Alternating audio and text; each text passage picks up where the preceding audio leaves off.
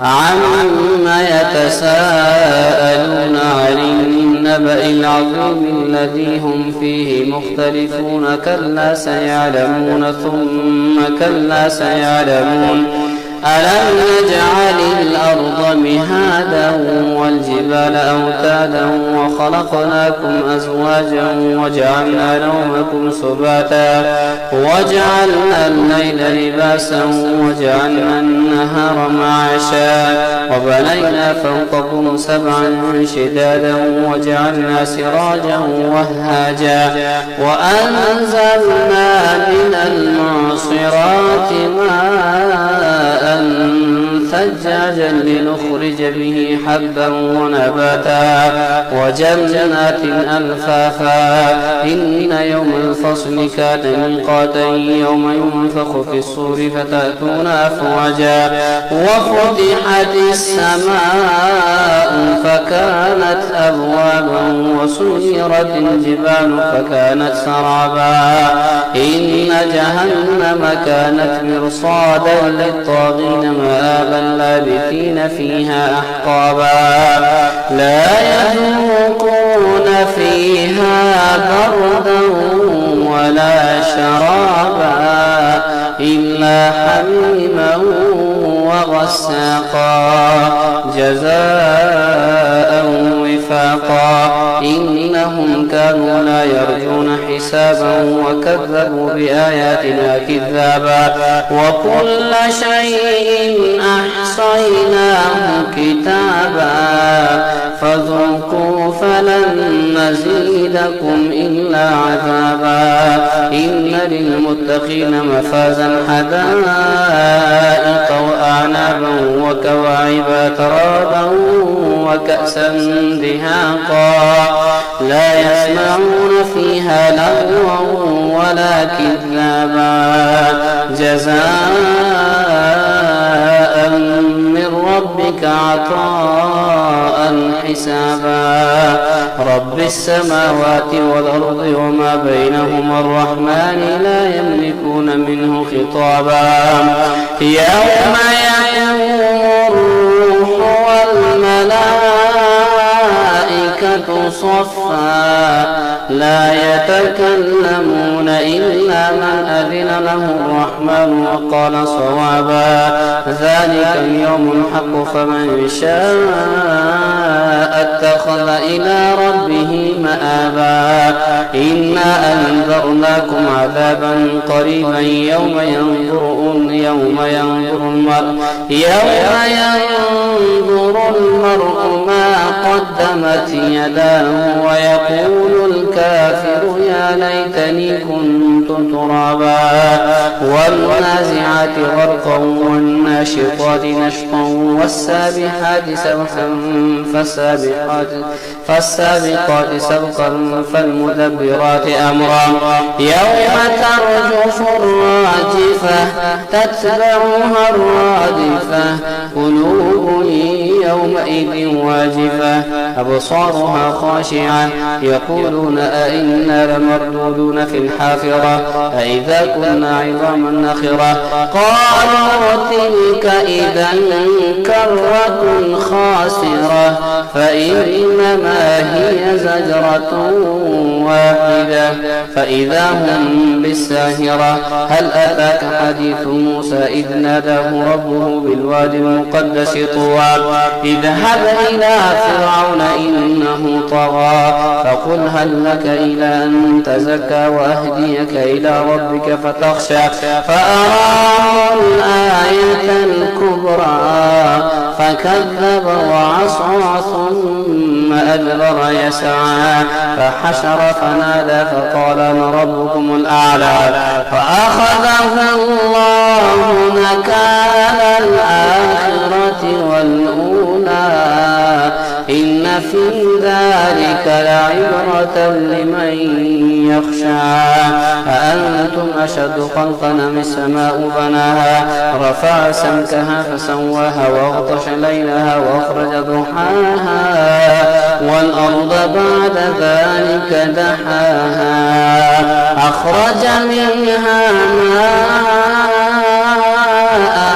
ومرعاها والجبال أرساها متاعا لكم ولأنعامكم فإذا جاءت الطامة الكبرى يوم يتذكر الإنسان ما سعى وبرزت الجحيم لمن يرى فأما من طغى وآثر الحياة الدنيا فإن الجحيم هي المأوى وأما من خاف مقام ربه ونهى النفس عن الهوى فإن الجنة هي المأوى يسألونك عن الساعة أيان مرساها فيما أنت من ذكراها إلى ربك منتهاها إنما أنت منذر من يخشاها كأنهم يوم يرونها لم يلبثوا إلا عشية أو ضحاها عبس وتولى أن جاءه الأعمى وما يدريك لعله يزكى أو يذكر فتنفعه الذكرى أما من استغنى فأنت له تصدى وما عليك إلا يزكى وأما من جاءك يسعى وهو يخشى فأنت عنه تلهى كلا إنها تذكرة فمن شاء ذكره في صحف مكرمة مرفوعة مطهرة بأيدي سفرة كرام بررة قتل الإنسان ما أكفره من أي شيء خلقه من نطفة خلقه فقدره ثم السبيل يسره ثم أماته فأقبره ثم إذا شاء أنشره كلا لما يقض ما أمره فلينظر الإنسان إلى طعامه أنا صببنا الماء صبا ثم شققنا الأرض شقا فأنبتنا فيها حبا وعنبا وقضبا وزيتونا ونخلا وحدائق غلبا وفاكهة وأبا متاعا لكم ولأنعامكم فإذا جاءت الصاخة يوم يفر المرء من أخيه وأمه وأبيه وصاحبته وبنيه لكل امرئ منهم يومئذ شأن يغنيه وجوه يومئذ مسفرة ضاحكة مستبشرة ووجوه يومئذ عليها غبرة ترهقها قترة أولئك هم الكفرة الفجرة إذا الشمس كورت وإذا النجوم انكدرت وإذا الجبال سيرت وإذا العشار عطلت وإذا الوحوش حشرت وإذا البحار سجرت وإذا النفوس زوجت وإذا الموءودة سئلت بأي ذنب قتلت وإذا الصحف نشرت وإذا السماء كشطت وإذا الجحيم سعرت وإذا الجنة أزلفت علمت نفس ما أحضرت فلا أقسم بالخنس الجوار الكنس والليل إذا عسعس والصبح إذا تنفس إنه لقول رسول كريم ذي قوة عند ذي العرش مكين مطاع ثم أمين وما صاحبكم بمجنون ولقد رآه بالأفق المبين وما هو على الغيب بضنين وما هو بقول شيطان رجيم فأين تذهبون إن هو إلا ذكر للعالمين لمن شاء منكم أن يستقيم وما تشاءون إلا أن يشاء الله رب العالمين إذا السماء انفطرت وإذا الكواكب انتثرت وإذا البحار فجرت وإذا القبور بعثرت علمت نفس ما قدمت وأخرت يا أيها الإنسان ما غرك بربك الكريم الذي خلقك فسواك فعدلك في أي صورة ما شاء ركبك كلا بل تكذبون بالدين وإن عليكم لحافظين كراما كاتبين يعلمون ما تفعلون إن الأبرار لفي نعيم وإن الفجار لفي جحيم يصلونها يوم الدين وما هم عنها بغائبين وما أدراك ما يوم الدين ثم ما أدراك ما يوم الدين يوم لا تملك نفس لنفس شيئا والأمر يومئذ لله ويل للمطففين الذين إذا اكتالوا على الناس يستوفون وإذا كالوهم أو وزنوهم يخسرون ألا يظن أولئك أنهم مبعوثون ليوم عظيم يوم يقوم الناس لرب العالمين كلا إن كتاب الفجار لفي سجين وما أدراك ما سجين كتاب مرقوم ويل يومئذ للمكذبين الذين يكذبون بيوم الدين وما يكذب به إلا كل معتد أثيم إذا تتلى عليه آياتنا قال أساطير الأولين كلا بل ران على قلوبهم ما كانوا يكسبون كلا إنهم عن ربهم يومئذ لمحجوبون ثم إنهم لصال الجحيم ثم يقال هذا الذي كنتم به تكذبون كلا إن كتاب الأبرار لفي عليين وما أدراك ما عليون كتاب مرقوم يشهده المقربون إن الأبرار لفي نعيم على الأرائك ينظرون تعرف في وجوههم نضرة النعيم يسقون من رحيق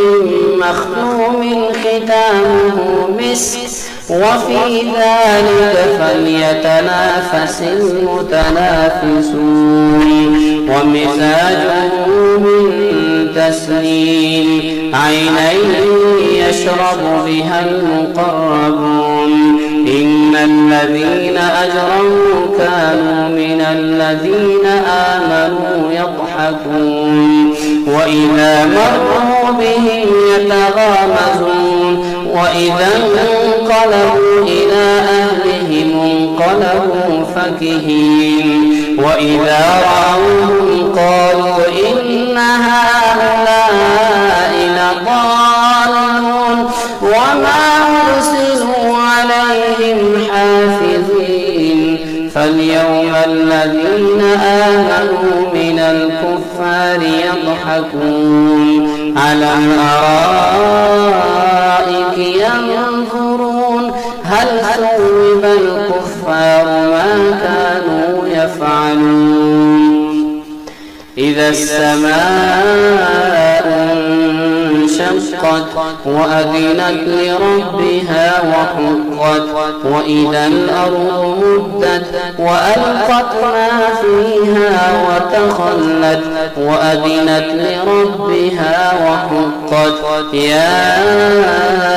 أيها الإنسان إنك كادح إلى ربك كدحا فملاقيه فأما من أوتي كتابه بيمينه فسوف يحاسب حسابا يسيرا وينقلب إلى أهله مسرورا وأما من أوتي كتابه وراء ظهره فسوف يدعو ثبورا ويصلى سعيرا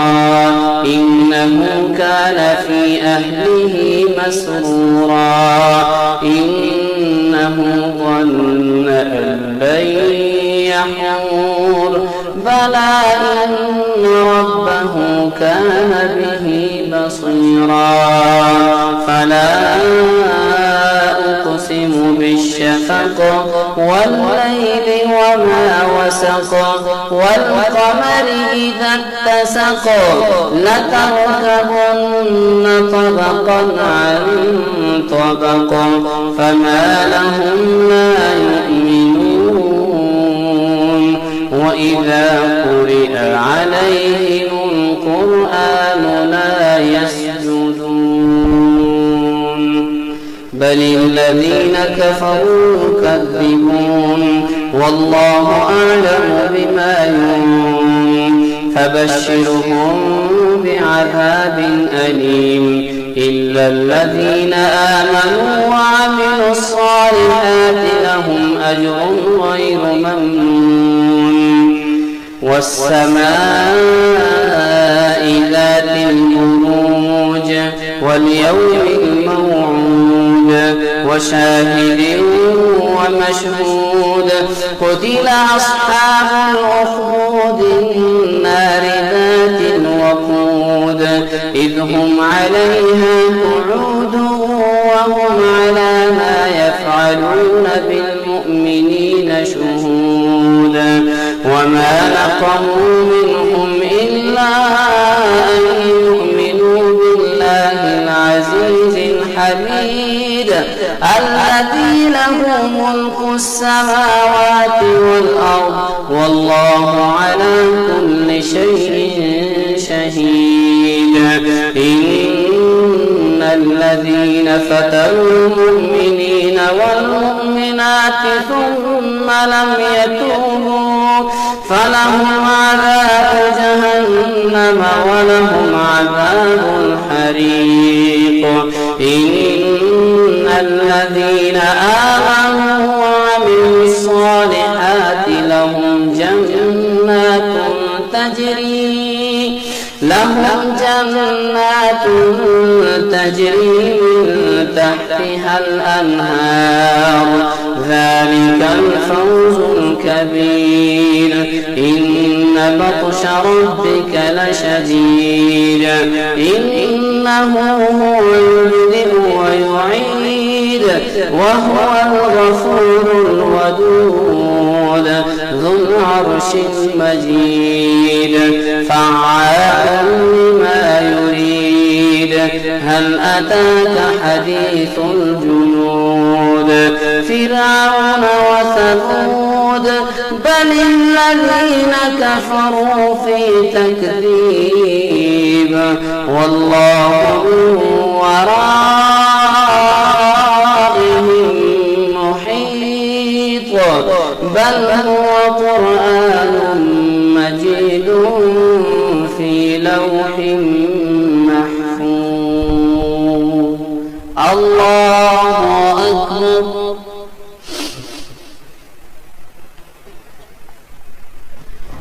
سمع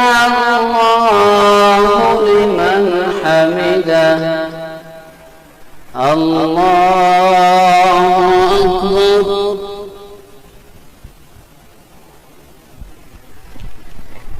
الله أكبر. الله أكبر.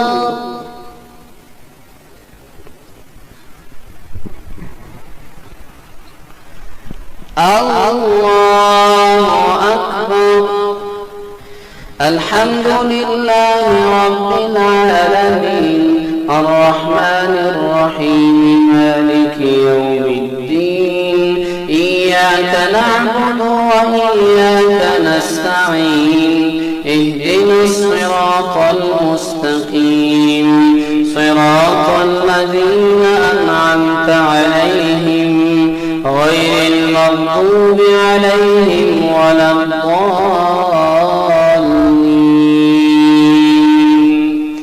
والسماء والطارق وما أدراك ما الطارق النجم الثاقب إن كل نفس لما عليها حافظ فلينظر الإنسان مما خلق من ماء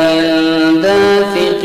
يخرج من بين الصلب والترائب إنه على رجعه لقادر يوم تبلى السرائر فما له من قوة ولا ناصر. والسماء ذات الرجع والأرض ذات الصدع إنه لقول فصل وما هو بالهزل إنهم يكيدون كيدا وأكيد كيدا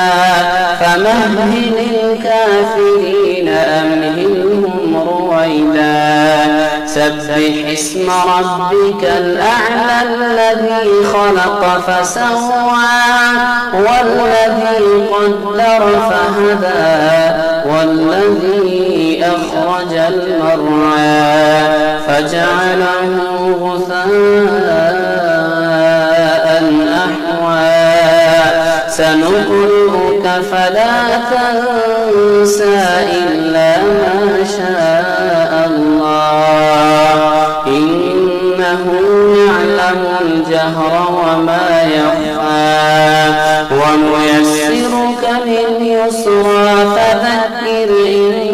نفعت الذكرى سيذكر من يخشى ويتجنبها الأشقى الذي يصلى النار الكبرى ثم لا يموت فيها ولا يحيا. قد أفلح من تزكى وذكر اسم ربه فصلى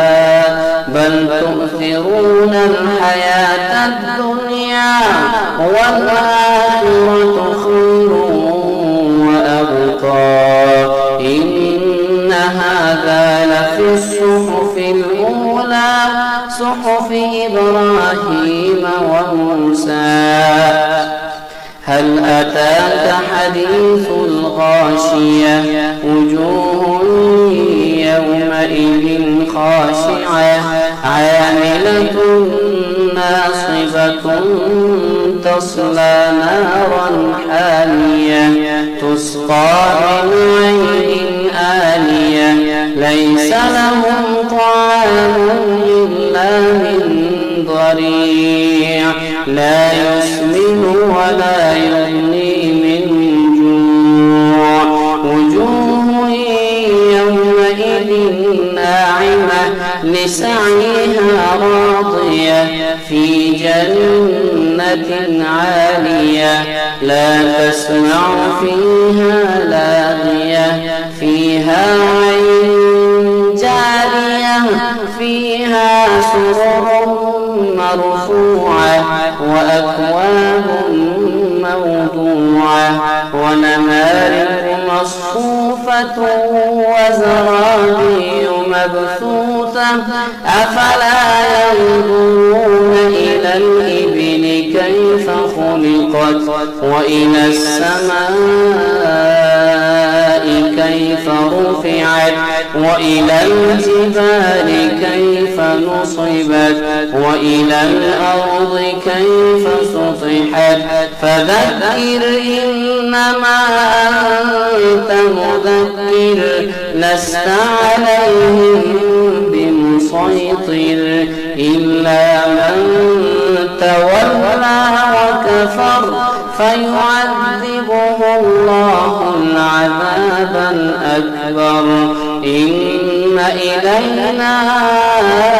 إيابهم ثم إن علينا حسابهم والفجر وليال عشر والشفع والوتر والليل إذا يسر هل في ذلك قسم لذي حجر ألم تر كيف فعل ربك بعاد إرم ذات العماد التي لم يخلق مثلها في البلاد وثمود الذين جابوا الصخر بالواد وفرعون ذي الأوتاد الذين طغوا في البلاد فأكثروا فيها الفساد فصب عليهم ربك سوط عذاب إن ربك لبالمرصاد فأما الإنسان إذا ما ابتلاه ربه فأكرمه ونعمه فيقول ربي أكرمن وأما إذا ما ابتلاه فقدر عليه رزقه فيقول ربي أهانن كلا بل لا تكرمون اليتيم ولا تحاضون على طعام المسكين وتأكلون التراث أكلا لما وتحبون المال حبا جما كلا إذا دكت الأرض دكا دكا وجاء ربك والملك صفا صفا وجيء يومئذ بجهنم يومئذ يتذكر الإنسان وأنى له الذكرى يقول يا ليتني قدمت لحياتي فيومئذ لا يعذب عذابه أحدا ولا يوثق وثاقه أحدا يا أيتها النفس المطمئنة ارجعي إلى ربك راضية مرضية فادخلي في عبادي وادخلي جنتي لا أقسم بهذا البلد وأنت حل بهذا البلد ووالد وما ولد لقد خلقنا الإنسان في كبد أيحسب أن لن يقدر عليه أحدا يقول أهلكت مالا لبدا أيحسب أن لم يره أحدا ألم نجعل له عينين ولسانا وشفتين وهديناه النجدين فلاقتحم العقبة وما أدراك ما العقبة فك رقبة أو إطعام في يوم ذي مسغبة يتيما ذا مقربة أو مسكينا ذا متربة ثم كان من الذين آمنوا وتواصوا بالصبر وتواصوا بالمرحمة أولئك أصحاب الميمنة والذين كفروا بآياتنا هم أصحاب المشأمة عليهم نار مؤصدة والشمس وضحاها والقمر إذا تلاها والنهار إذا جلاها والليل إذا يغشاها والسماء وما بناها والأرض وما طحاها ونفس وما سواها فألهمها فجورها وتقواها قد أفلح من زكاها وقد خاب من دساها كذبت ثمود بطغواها إذ انبعث أشقاها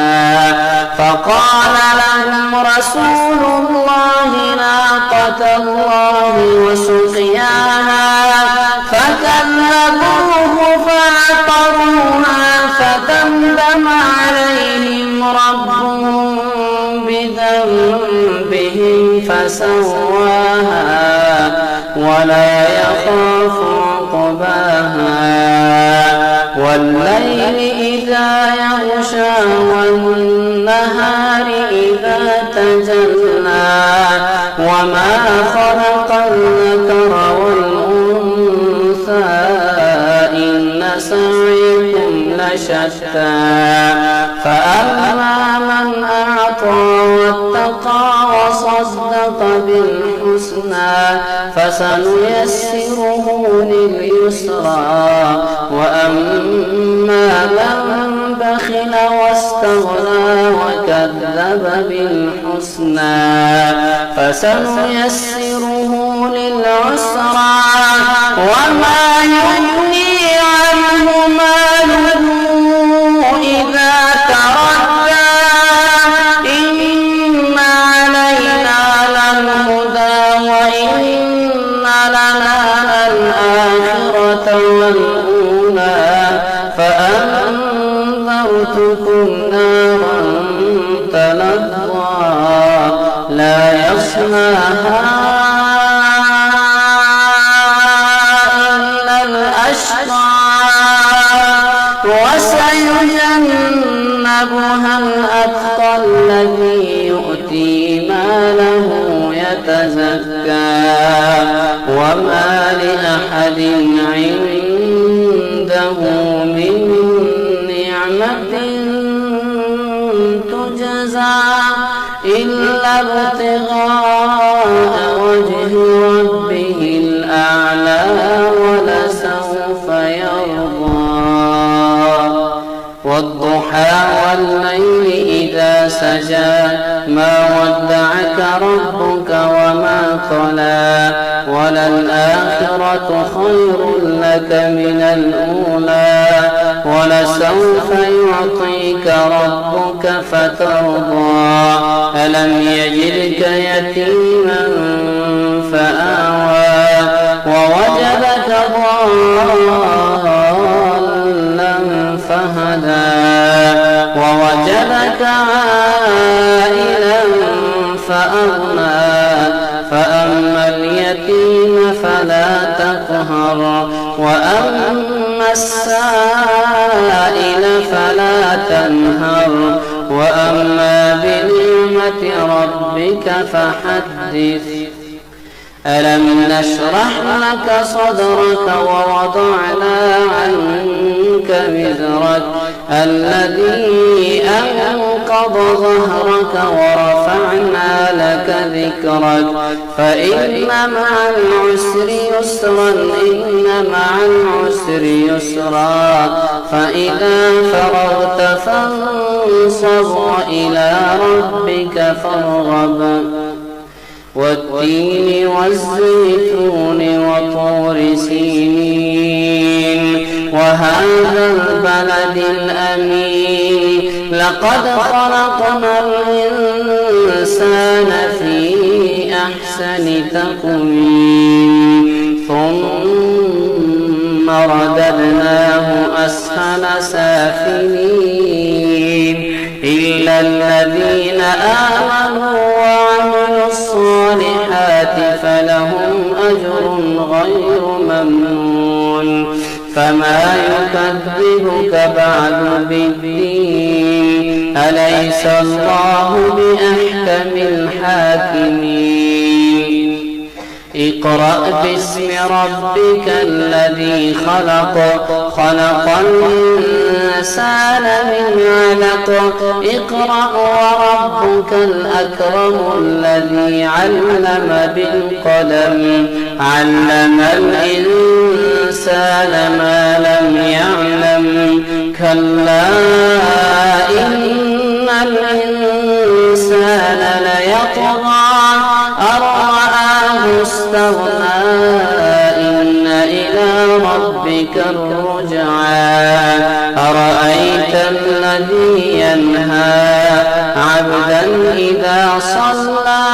أرأيت إن كان على الهدى أو أمر بالتقوى أرأيت إن كذب وتولى ألم يعلم بأن الله يرى كلا لئن لم ينته لنسفعا بالناصية ناصية كاذبة خاطئة فليدع ناديه سندع الزبانية كلا لا تطعه واسجد واقترب إنا أنزلناه في ليلة القدر وما أدراك ما ليلة القدر ليلة القدر خير من 1000 شهر تنزل الملائكة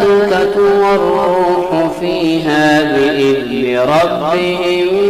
من كل أمر سلام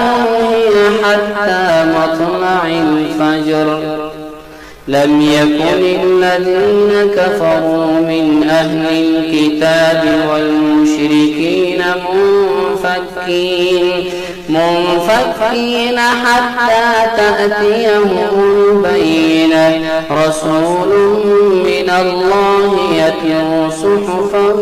مطهرة فيها كتب قيمة وما تفرق الذين أوتوا الكتاب إلا من بعد ما جاءتهم البينة وما أمروا إلا ليعبدوا الله مخلصين له الدين حنفاء ويقيموا الصلاة ويؤتوا الزكاة وذلك دين القيمة إن الذين كفروا من أهل الكتاب والمشركين في نار جهنم خالدين فيها أولئك هم شر البرية إن الذين آمنوا وعملوا الصالحات أولئك هم خير البرية جزاؤهم عند ربهم جنات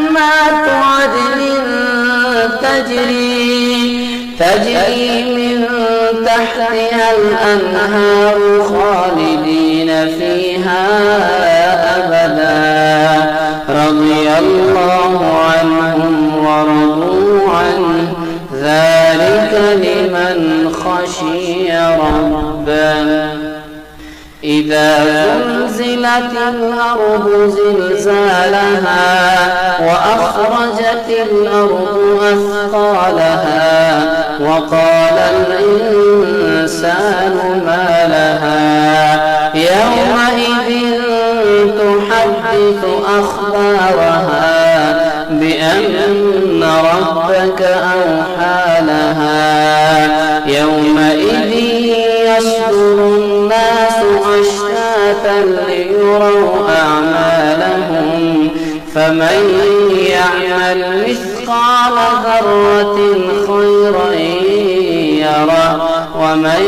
يعمل مثقال ذرة شرا يره. والعاديات ضبحا فالموريات قدحا فالمغيرات صبحا فأثرن به نقعا فوسطن به جمعا إن الإنسان لربه لكنود وإنه على ذلك لشهيد وإنه لحب الخير لشديد أفلا يعلم إذا بعثر ما في القبور وحصل ما في الصدور إن ربهم بهم يومئذ لخبير. القارعة ما القارعة وما أدراك ما القارعة يوم يكون الناس كالفراش المبثوث وتكون الجبال كالعهن المنفوش فأما من ثقلت موازينه فهو في عيشة راضية وأما من خفت موازينه فأمه هاوية وما أدراك ما هي نار حامية.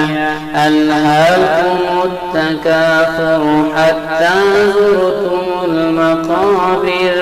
كلا سوف تعلمون ثم كلا سوف تعلمون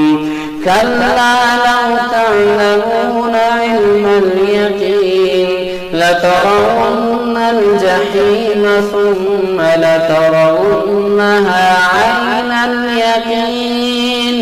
ثم لتسألن يومئذ عن النعيم. والعصر إن الإنسان لفي خسر إلا الذين آمنوا وعملوا الصالحات وتواصوا بالحق وتواصوا بالصبر. ويل لكل همزة لمزة الذي جمع مالا وعدده يحسب أن ماله أخلده كلا لينبذن في الحطمة وما أدراك ما الحطمة نار الله الموقدة التي تطلع على الأفئدة إنها عليهم مؤصدة في عمد ممددة. ألم تر كيف فعل ربك بأصحاب الفيل ألم يجعل كيدهم في تضليل وأرسل عليهم طيرا أبابيل ترميهم بحجارة من سجيل فجعلهم كعصف مأكول. لإيلاف قريش إيلافهم رحلة الشتاء والصيف فليعبدوا رب هذا البيت الذي أطعمهم من جوع وآمنهم من خوف. أرأيت الذي يكذب بالدين فذلك الذي يدعو اليتيم ولا يحض على طعام المسكين. فويل للمصلين الذين هم عن صلاتهم ساهون الذين هم يراءون ويمنعون الماعون. إنا أعطيناك الكوثر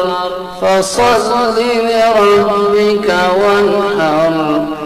إن شانئك هو الأبتر. قل يا أيها الكافرون لا أعبد ما تعبدون ولا أنتم عابدون ما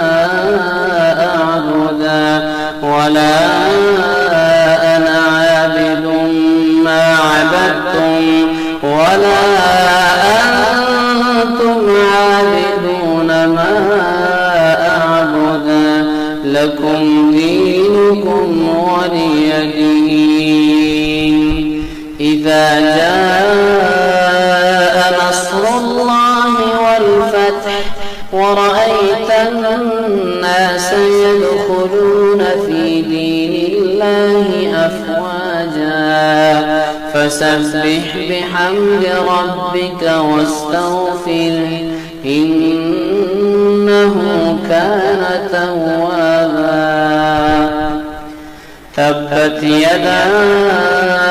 أبي لهب وتب ما أغنى عنه ماله وما كسب سيصلى نارا ذات لهب وامرأته حمالة الحطب في جيدها حبل من مسد. بسم الله الرحمن الرحيم.